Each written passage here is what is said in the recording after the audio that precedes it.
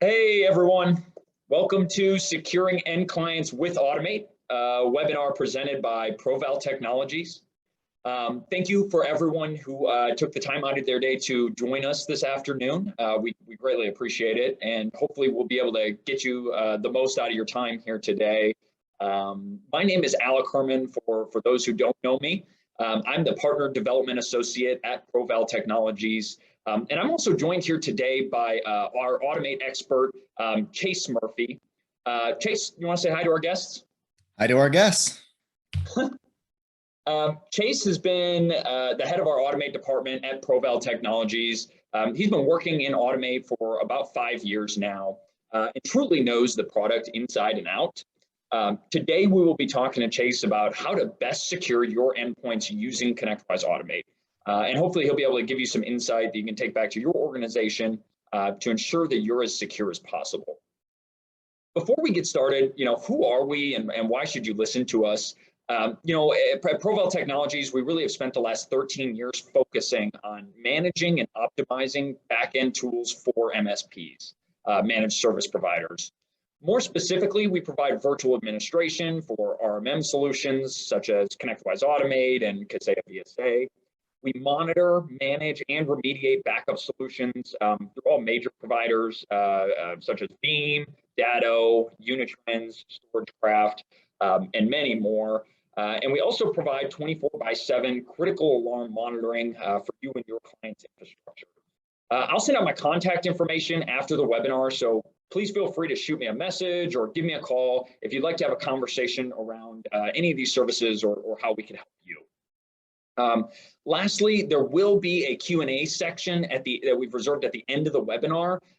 If you have a question, please feel free to throw it in the Q&A section while we're going through here, and we will get to it at the end. Now that I've rambled on long enough here, let's get started. Chase, what is one of the most important steps to securing your end clients? Thanks, Alec. Today we still feel like keeping Windows 10 up to date is probably the most major security concern that we're dealing with day to day. Microsoft is really making this stuff a little bit tricky between all the build updates and only supporting builds for about 1.5 years. So it's kind of a constant thing where we're always having to get machines updated to keep them patched so they're secure. Machines that aren't on these new builds don't get the newest patches, so they might not be secure.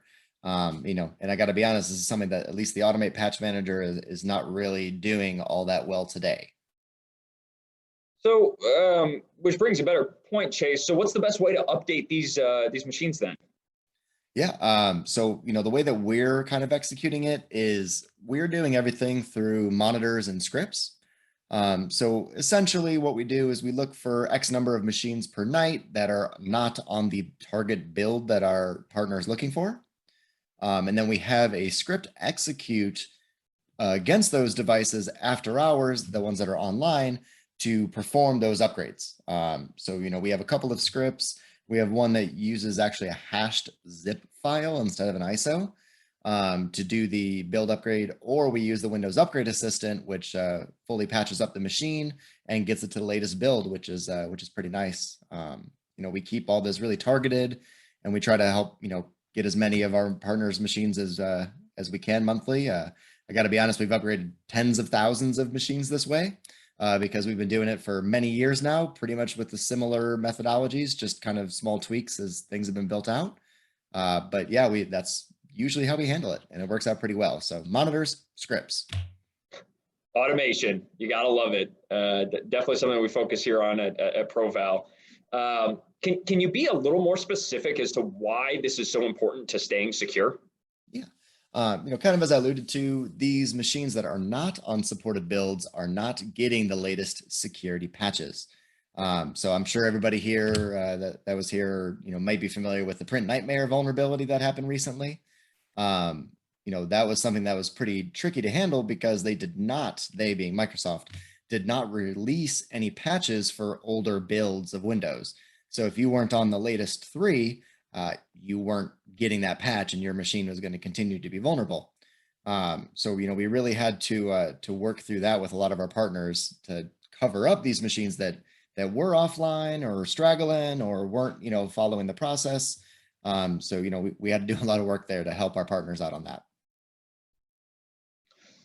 Yeah, very nice, very nice. Talking about whether Windows 10 machines are upgraded or not, is there any way for the MSP to know which machine is not on the latest supported build? Sure, you can definitely use some of the data views that are built into Automate to look at the build numbers, but the way they're displayed in Automate typically is something, the full version number. So 10.0.19043, for example, is the latest build. So it can be a little hard to remember which build is which number and all of that. So actually, I believe we were going to include for everybody that attended today and whoever doesn't already have it, we were going to send out our SQL file data view that they can import into their environment so they can actually see the release IDs much easier. So instead of looking for 19043, it'll just say 20H1 or 21H1, excuse me. So, we'd love to share that with our partners. Just as an FYI to everybody, it is fully dependent on what is available in the database at the time. So we are kind of depending on ConnectWise to keep those values up to date. But we are happy to share out our data view to everybody after this. I think you'll send it out in an email after, hopefully, with a recording or something, Alec. Yeah, that's fantastic, and absolutely, yeah, that'll be sent out in the email after this webinar. Yeah, to all the attendees here. Yeah, free content, yay! Woo! Moving on, what's another thing the RMM can do to secure end clients, Chase? One thing that we've done for a lot of our partners is build out integrations, if you will. There's a lot of great tools out there, security tools that our partners use, but they don't necessarily have a plugin.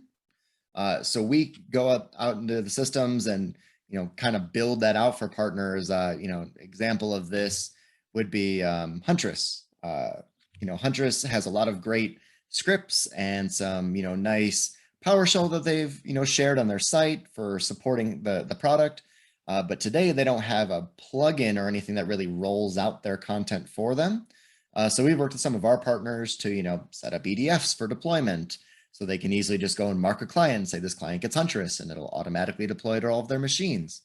And then we also have it set up to monitor Huntress to make sure that it's continuing to operate and letting them know about agents that aren't checking in anymore or agents that have gone stale, as well as just working on keeping the product up to date, pushing out any major updates that happen, things like that. Again, Huntress is just one example, but we've done that for many products over the years, lots of AV products that don't integrate with Automate, or don't have official plugins and things like that. So we've spent a good amount of time on that. And I don't think anybody here would be shocked to find out that keeping your security tools up to date will definitely help keep your end clients secure.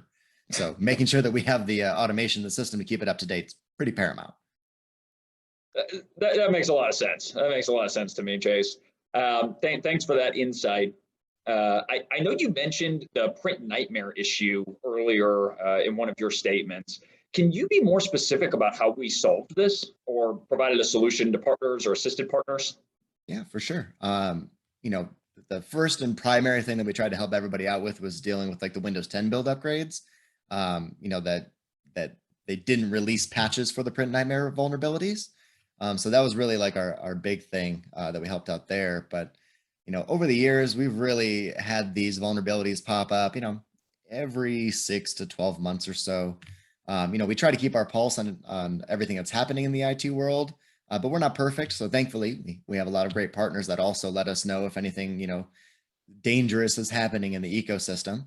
But, right specifically when Print Nightmare began, we were right on the case working on, scripts to help lock down the printers via access control lists so we could push that out and keep those environments secure because there weren't patches available right away. So we still wanted to find a way to mediate the issue, but still allow people to work and work securely. So, we were able to get a script rolled out and start locking down machines after just a few days. And then, once Microsoft really started releasing the patches, we jumped right on top of those, trying to get them improved and approved in environments. I'll be honest, though, it was tricky because they released a few versions of the patches as everything was going on. and those patches were superseding each other because they're cumulative updates. So we constantly had to keep an eye to see if they were releasing any new patches to fix the various vulnerabilities with the print nightmare stuff. So really, it was kind of a moving target. We had to stay on top of it between access control lists, getting the patches approved, getting Windows 10 build updates taken care of for older machines that hadn't been compliant yet, and it was definitely a good amount of work. We got really we were pretty fortunate because the Windows Upgrade Assistant script that we use to update machines also includes any cumulative updates that machine is missing while it does it. So we were able to work with a lot of our partners to kind of do two birds with one stone, is getting the build update completed as well as getting the print nightmare patches installed kind of in one fell swoop with only one reboot required for the end user. So that worked out pretty well. One other big piece of this is we set up all these access control lists, but a lot of those need to be removed.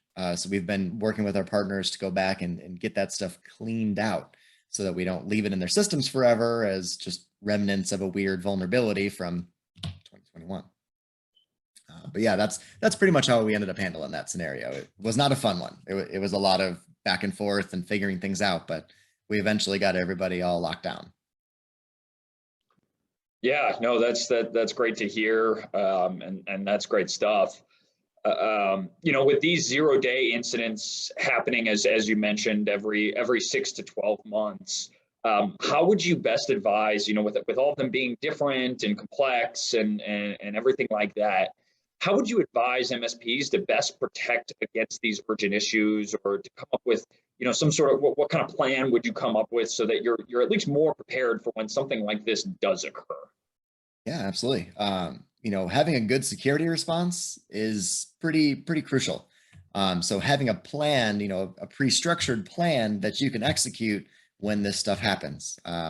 We've dealt with a lot of these vulnerabilities, like I mentioned, WannaCry, Spectre, Meltdown, ZeroLogon, Mimikatz. The list goes on and on. Even the RMMs themselves have had vulnerabilities. So we typically take a pretty straightforward plan to this. Really it's identifying the issue, communicating with the partner so that they know we're on top of it, looking to see if there's any remediation for that vulnerability, whether that's just getting reporting taken care of, or if there's an access control list, something that we can build out to block the problem, or getting patches installed. Really it's always just about identifying at the time what is the best way to reduce the surface area of any attacks. So we start with the identify, we figure out how we can report and, remediate any of these issues. And then we kind of loop back through, which is just ensuring that, like I mentioned earlier for the print nightmare stuff, we got reporting right away so we could figure out what was going on. We got access control list locked down to keep everything secure. And then when the patches were finally released, we re-looked at all of our stuff and then started rolling out the patches to protect those systems instead of just using the access control lists. And then again, just recycling back through all of that to make sure that it's flagged as something that's going to have to go away eventually so we can clean it up when we're done. But identify, communication, remediation, and then dialing it all in again until it's not a problem anymore. That's pretty much how we handle it. Yeah, better to be over-prepared than under-prepared. That is for sure. Is there any security issue currently that our audience should be aware of that you've seen, our partners deal with within Automate, or any kind of information like that? Yeah, one common issue that we deal with quite a lot of our MSPs is getting end clients to 100% deployment of all of the endpoints and keeping all of those agents checking in properly. Even with the best laid plans, a single machine that's not getting the RMM's configuration, getting the security tools installed, getting patched, getting monitored, keeping an eye on those machines. They might not even have AV on them. They might not have any of your security tools, Huntress, etc. Stuff like that may not just be on their radar. And it only takes that one machine to get ransomwared, and then it can start attacking the whole environment. And there's nothing you can really do about it because it doesn't have any of the security tools. So, it might be able to attack the domain. So, one thing that we've really looked at is finding those for our end partners. If anybody here does not use the Active Directory plugin for Automate, we'd highly recommend that, because one thing that you can do, and one thing that we do for our partners, is actually look in the Active Directory plugin for agents that have checked into the domain, but don't have a matching SID anywhere in Automate. So that way you can find non-deployed agents. You can also review some of this data from the network probe if you have that enabled, to really just try to find machines that are, in a drawer somewhere, or are being used and someone removed the agent because they didn't like seeing it on their system, things like that. And then the other piece of the puzzle is keeping those agents online. Every RMM seems to struggle with this in some way, shape, or form. Which makes sense, because we're dealing with, they're dealing with MSPs who have lots of disparate clients with disparate software, with weird network configurations and different ports and business line apps. So they have a really uphill battle trying to keep all these agents, checking in despite everything that's going on. So, sometimes agents just don't upgrade themselves properly, and that could stop them from checking in. But really, we try to handle a lot of this stuff with automation. So we actually use the RMM Plus plugin and the Get Post plugin, all from the MSP Geek community. And we use that with scripts and Automate to help verify if agents are online or offline via Control and Automate. So if it's offline and Automate, but online and Control, it's probably a broken agent. So we do things like restarting services or reinstalling those agents, and getting them checking back into Automate is the end goal. It also has the added advantage of verifying machines are offline, because they might need to be deprecated, offboarded, removed, whatever needs to happen. But that's, one thing that we're using to get all the agents deployed so that they're receiving the RMM configuration so that they're protected. Now, I know, Chase, that there's a lot of computers or devices that have agents on them that are either, in a cabinet and have been for months, or, we all have laptops out there that have that kind of scenario. Is there any way to get those agents to check back in, or, what's our solution looking like there? Yeah, we help identify those machines. We can still identify them using the Active Directory plugin because they've checked into the domain. Maybe I think the filter that we use is if it's checked into the domain in the last week. But you could span that to a month or 2 months or even the last quarter. And if you're seeing machines that are not checking into the domain very often, or just checking in every once in a while, we actually recommend using, whatever the MSP uses, VCIO or account manager, technical account manager, whatever the position they may have. But whenever they're doing office visits, we try to make them track those machines down for us, because those are the ones that automation is going to fail on, because they're, closed. When a laptop's closed, it's probably not doing anything. And that's definitely a big time problem. So we try to use these tools to help our MSPs find them so they can go to the sites, find them physically, and then take care of them, or at least get them online so they can get patched and stuff like that.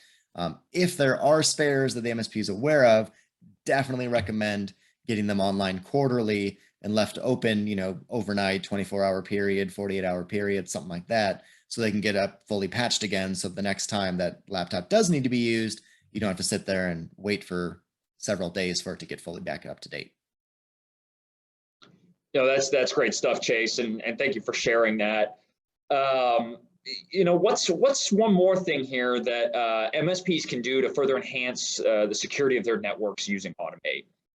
Yeah, kind of what I've been talking about this whole time is mostly external facing stuff. There are some things that you can do inside of Automate to protect your clients from internal attacks as well. Obviously, making sure that, everyone is minimizing the access that they need to do their jobs, principle of least privilege. I don't need to go over that with everybody here, hopefully, but, only giving people the access they need to do what they need to do, and not giving everybody super admin to the tool that has the keys to every single kingdom. So, minimizing that. We have a solution called, we just call it the restricted access solution, where It's just a system of EDFs essentially where you can have a super admin or a custom role is the only one that's eligible to mark these EDFs. But you can go to a machine and mark that, and then all the tools, that are kind of built into Automate as far as, the file explorer, the registry editor, ConnectWise control, any of those type of things, all turn into consent to connect. So the end user has to approve access to those tools. So the advantage there is that if the system was breached, or if there's a disgruntled employee type situation, they can go out and use these tools to siphon off data. Certainly not something that we want to hear about very much every day, but it is a reality of the world we live in. So with our solution, it locks those all down to consent to connect. So the end user really controls who's going to access their machines. And, I'm not going to knock anybody out here too much, but some of our clients, MSPs clients, they might have HR or CEOs that maybe aren't as technical as their IT team is. And they might, leave sensitive documents on their desktop because it's easy to email them that way. That could have social security numbers in it, or pay scales, or other, sensitive company documents. So leaving those locked down can help increase, security in the environment internally as well. Because if your environment gets breached, then you still don't want people to be able to access sensitive data, or at least limit their access to sensitive data. Yeah, no, that makes a lot of sense, and thanks for sharing that, Chase. Just one last point that I want to touch on. I think we'd be remiss without discussing, patching and the importance of patching machines regularly. What's our, ProVal's best practices, if you will, on frequency of patching, patching configuration, anything like that you'd like to talk about? Yeah, absolutely.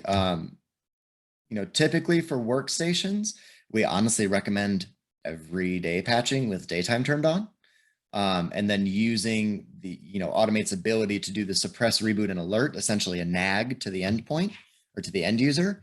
So that way you never really have to stress too much about patching, because if the machine's online, it's going to patch.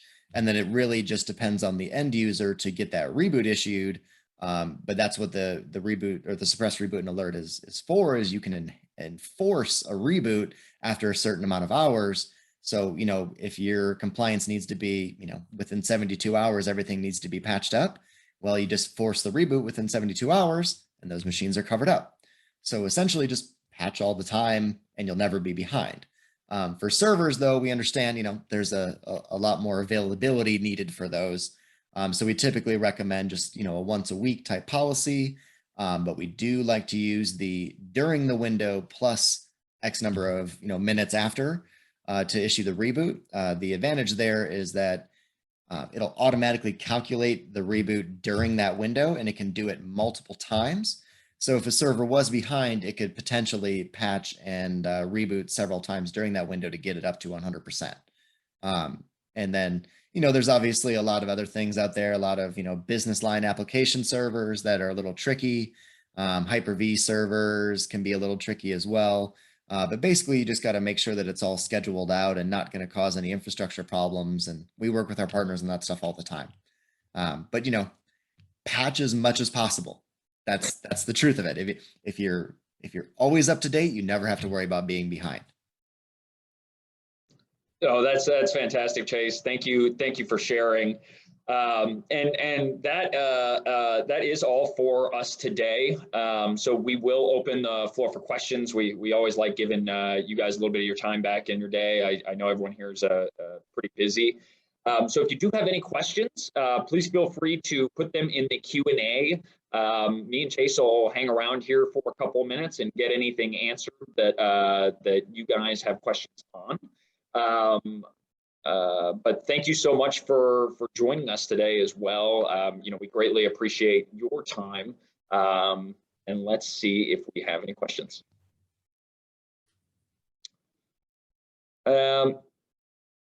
Chase, I do have one here that is related to permissioning. What's our recommended kind of permissioning configuration for MSPs? Sure. We essentially do it in kind of, call it 3 to 4 tiers. We have like a tier 1, which is typically just a new resource. Just anybody, that's joined the organization hasn't really earned their wings yet per se. So we kind of limit their access, just give them into the tool so they can use ConnectWise Control and maybe some of the other, default scripts and stuff like that. Then we pretty much have like a level 2, level 3 resource, which is they can do pretty much anything to any endpoint minus administration of the product itself. So, they wouldn't be able to go and set up a monitor against, all the machines and automate, but they'd be able to like see the data if they needed to go and review it. But they can use a lot of the other tools in the environment to get their jobs done. We obviously have super admin. That's what administrators are for. That's like the role that, we're typically going to need to be able to take care of everything in the environment. That role should be absolutely limited to the people that will be administrating the product. Anybody that's not administrating Automate should not have a super admin. Please, everybody who's listening, please. That's very important. And then lastly, we usually have like a client access, which is just, hey, I need to be able to remote into these machines, and we just give them access to that. So that's usually the roles that we recommend, is just a tier 1, which is an untrusted resource or not fully, vested resource yet. Level 2, which has access to pretty much whatever they're going to need. Super admins for configuring the environment, and the client access, to summarize. That's great. Thank you for answering that, Chase. Another question that just came in, you had mentioned ports earlier. Do you know or recommend, which ports should be open for Automate to work and what should be closed? I don't have them all memorized on top of my head, but they are all very clearly documented in the ConnectWise University in the either the prerequisites document or the requirements document. I can't remember exactly which one it is, but every single port that needs to be open and what those ports do are all visible in the ConnectWise University in one of those 2 articles. I can work on finding that, and when we send out the data view, maybe we can include that documentation for them. Perfect. Yeah, no, that'd be great. And then that's all the questions that I have on here. So, with that, we will sign off here and wrap it up, give everyone half an hour of their day back. We will post this webinar to our YouTube channel and social media later this week if you would like to rewatch it or send it to someone who wasn't able to make it. I will also send everyone here that email that we have been talking about with the data view and my information. Again, please feel free to respond if you're interested in discussing how we could help or have any questions about Automate that we could answer for you. Thanks again for everyone joining us today, and I hope everyone stays safe out there. Have a great rest of your week, guys. Thanks, everybody.